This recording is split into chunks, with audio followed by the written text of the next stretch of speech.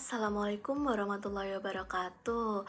Halo semuanya, saya Nadia Furikarinda dengan NIM 202212121109 dari program studi Manajemen Pemasaran Universitas Muhammadiyah Surabaya. Kali ini saya akan membahas tentang Big Life Choice Personal Decision Management atau manajemen keputusan besar yang akan berdampak kepada pribadi saya. Bagaimana saya memilih keputusan besar tentang karir saya menggunakan teori pengambilan keputusan yang telah saya pelajari selama perkuliahan. Pertama-tama saya akan membahas beberapa opsi atau pilihan yang saya pertimbangkan. Yang pertama yaitu langsung melamar kerja lalu merintis bisnis sampingan. Yang kedua meningkatkan skill berbahasa Inggris melalui kursus atau berfokus kepada kursus. Yang ketiga melakukan pelatihan atau magang dari kampus maupun dari luar kampus. Yang keempat yaitu hanya berfokus untuk melanjutkan bisnis dari keluarga saya. Saat saya mengambil keputusan dari 4 pilihan tersebut, saya menerapkan cost benefit analysis dan analisis probabilitas dengan melihat data peluang keberhasilan serta seperti statistik kegagalan bisnis pemula sekitar 60% dan peluang untuk mendapatkan pekerjaan entry level itu sekitar 70%.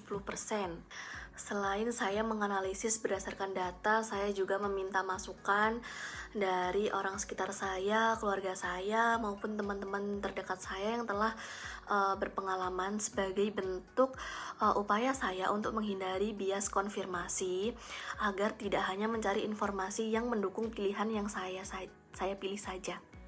Tentunya untuk mengambil keputusan tersebut saya mempertimbangkan manfaat dan resiko yang akan saya terima.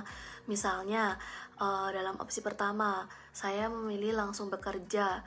Tentunya saya memiliki penghasilan tetap, tetapi waktu fleksibilitas saya berkurang atau terbatas.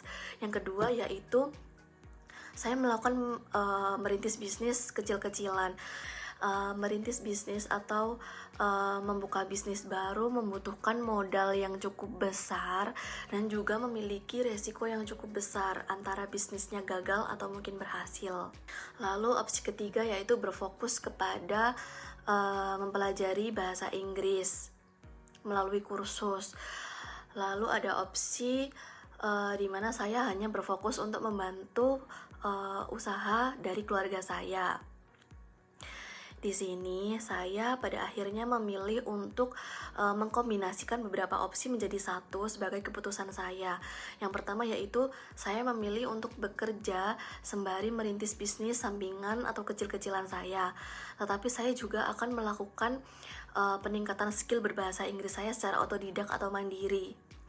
Nah, setelah melakukan pengambilan keputusan yang telah saya ambil tadi, yaitu bekerja sembari merintis bisnis dan juga mempelajari bahasa Inggris secara otodidak atau mandiri, tentunya saya akan berhadapkan atau dihadapkan dengan beberapa kendala baik dalam pekerjaan saya maupun dalam bisnis saya.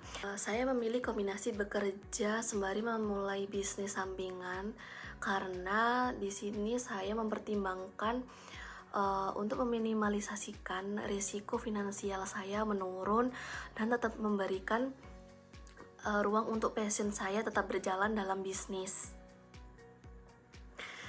Nah, tentunya setelah saya mengambil keputusan dengan bekerja sembari melakukan bisnis sampingan tersebut, saya juga akan menganalisis beberapa perusahaan yang tentunya mengizinkan pegawainya atau karyawannya untuk melakukan bisnis sampingan.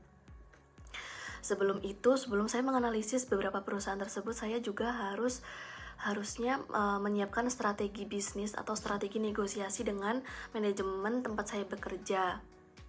Nah, apabila perusahaan saya mengizinkan atau tidak mempermasalahkan apabila saya melakukan bisnis sampingan, saya juga akan bernegosiasi kepada perusahaan untuk memberikan fleksibilitas terkait waktu jam kerja saya atau kemungkinan bekerja remote sebagai waktu yang agar tetap bisa menjalankan bisnis sampingan saya. Selain itu, saya juga akan membuktikan kepada perusahaan dan manajemen tempat saya bekerja bahwa bisnis sampingan saya ini tidak akan mengganggu kinerja saya sebagai pegawai. lalu menunjukkan komitmen dan kontribusi kerja yang lebih dulu agar kepercayaannya terbangun kepada perusahaan saya, lalu mengkomunikasikan kebutuhan secara terbuka dengan pendekatan win-win, misalnya menawarkan kerja tambahan di luar jam sibuk atau melakukan memberikan jam tambahan seperti lembur dan sebagainya. Tentunya sebagai karyawan yang bekerja dalam perusahaan tersebut, tetapi sembari melakukan bisnis sampingan, saya berpikir dari sudut pandang atasan saya agar usulan saya dianggap masuk akal dan juga menguntungkan dua pihak. Nah, setelah saya mendapatkan pekerjaan tetap saya dan juga melakukan atau merintis bisnis sampingan saya kecil-kecilan dari modal yang saya dapatkan berdasarkan gaji atau upah dari pekerjaan tetap saya. Di sela-sela kesibukan saya, tentunya saya akan mempelajari bahasa Inggris dan meningkatkan bahasa Inggris saya agar tetap menjadi salah satu nilai tambah bagi saya untuk karir saya ke depannya. Dan bagaimana cara saya untuk mengatur fleksibilitas waktu saya agar dapat bekerja, melakukan bisnis, dan tentunya dapat meningkatkan skill bahasa Inggris saya. Meningkatkan skill bahasa Inggris dengan cara mandiri itu tentunya bisa dilakukan melalui riset di YouTube mungkin, dan melakukan pembelajaran melalui aplikasi Duolingo atau dengan Stimular. Keputusan yang saya ambil ini benar-benar mengajarkan kepada saya untuk lebih analisis dan juga strategis. Saya berharap semoga pemikiran saya, mindset saya, dan juga apa yang saya katakan ini bisa bermanfaat atau mungkin memotivasi orang lain. Terima kasih sudah menonton video saya. Jangan lupa like dan sampai jumpa di vlog berikutnya. Terima kasih.